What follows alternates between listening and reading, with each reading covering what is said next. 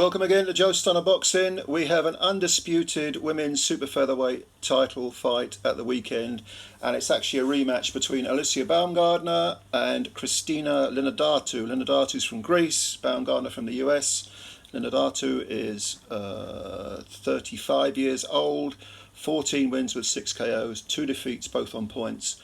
Baumgardner 29, so she's pretty much in her prime, you would think. 14 wins with 7 KOs, 1 defeat.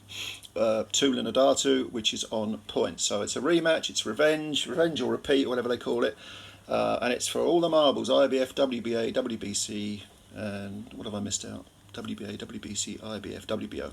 Okay, I think the IBO's on the line as well, and probably the Ring magazine, and you know, put all the belts on Alycia and you won't be able to see her. She'll be covered in belts. Anyway. Okay, so let's talk a bit about their respective records. Baumgardner first came to prominence against Terry Harper, came to Britain, knocked her out in 4 rounds.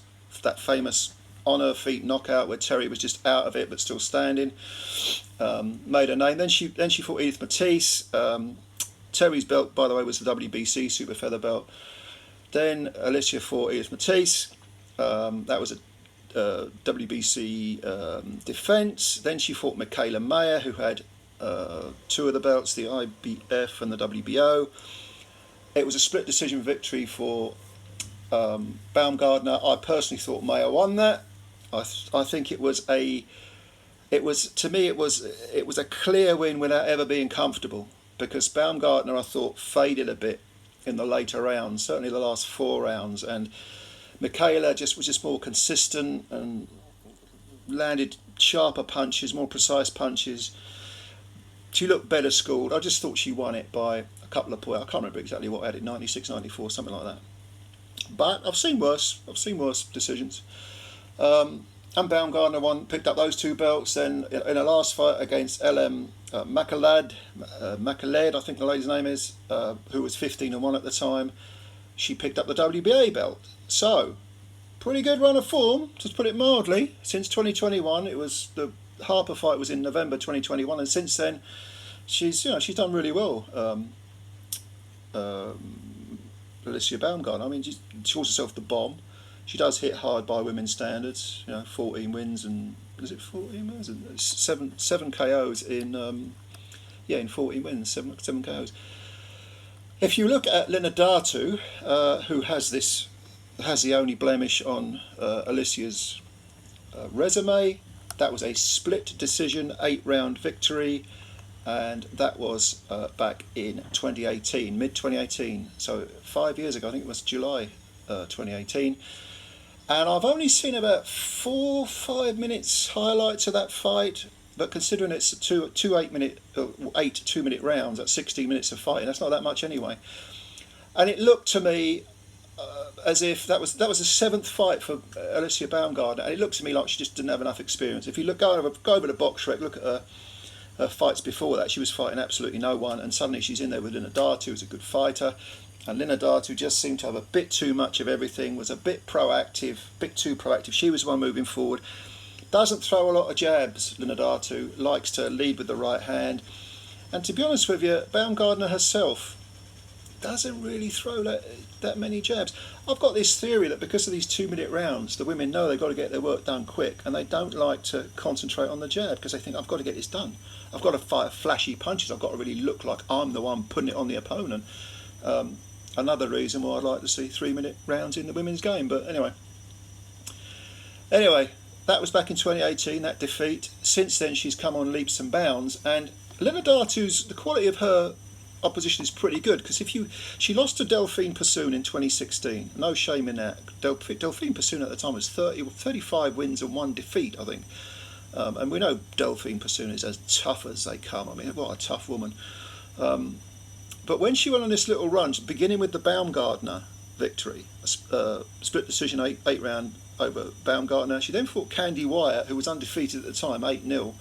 And she beat her. No, she stopped her in 6 rounds. Stopped Candy in 6 rounds, and then she fought Deanna Hobbs over in Greece. The Wyatt fight was in Greece. The Hobbs fight was in Greece. That was another undefeated fight at 8-0. So she had that really good run, and then in 2019 she fought Katie Taylor, and won a couple of rounds, 2 or 3 rounds maybe, but Katie was pretty much, straightforward winner, lost unanimous decision. And since then, nothing. Well, I say nothing, next to nothing, because November 2019 was the Katie Taylor fight, right? Since then, she's had 2 fights, Linardatou. One against a journeywoman whose name I can't remember, and that was a 6-round runaround. That was last year.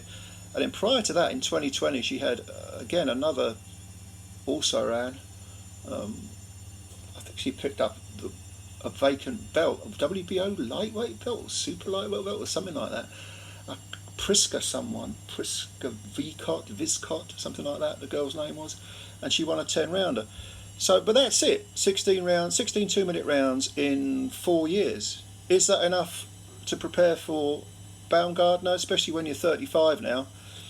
Sometimes when you get into your mid-30s, a rest can be good, but are her tools going to be sharp? I doubt it. I think Baumgardner definitely, she's on the ascendancy, to put it mildly, and 29, she's in her prime. So I think Baumgardner has to start as the red-hot favourite for this. I can't really see a way in which, I can see a way in which Christina might be able to upset her if she outworks her, if she's busy, if she really gambles everything and just gets in her face and is always, if she punches first and she punches last, she could theoretically outwork Alycia, because Alicia's output is a bit sparse at times. I mean, it was against Michaela Mayer, and certainly in her last fight, in Alicia's last fight, the way she picked up the WBA belt against McCarlid, she had McCarlid on the floor early, second or third round, and really was beating her up, and then she took her foot on the gas.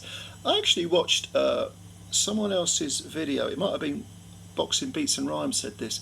He said that the gas tank of Baumgardner looks a little bit suspect, and I hadn't thought of that. I thought, well, maybe she's trying to pace herself over the 2 rounds, over the 2-minute rounds. But no, he's got a point. It could be that. The gas tank ain't great. So maybe if Linardatou puts it on her with those, lead right hands, she's an orthodox fighter, as is Baumgardner. If she does that, maybe she can outwork Alycia, but she's going to have to. She's going to have to, because even though she's got a decent, Linardatou herself has a decent knockout percentage, Baumgardner hits hard, and you're going to have to gamble here and get your face in Baumgardner's face and just try and outwork her on the inside. Baumgardner's physically strong, looks physically stronger than Linardatou since the first fight. She seems to have filled out a bit she's got a woman's strength. She's in her prime. I think Baumgardner wins this on points. That's my honest opinion. I think Linardatou, I wouldn't entirely rule her out, but I think she's a rank underdog. And I see a unanimous decision for Alycia Baumgardner, who will retain her undisputed super featherweight titles. So that's my bits and pieces. You tell me yours. Leave your comments below. Thanks for watching. And comments below. Subscribe if you're new. Hit the like button. And I'll reply to your comments. Take care of yourselves. Bye for now.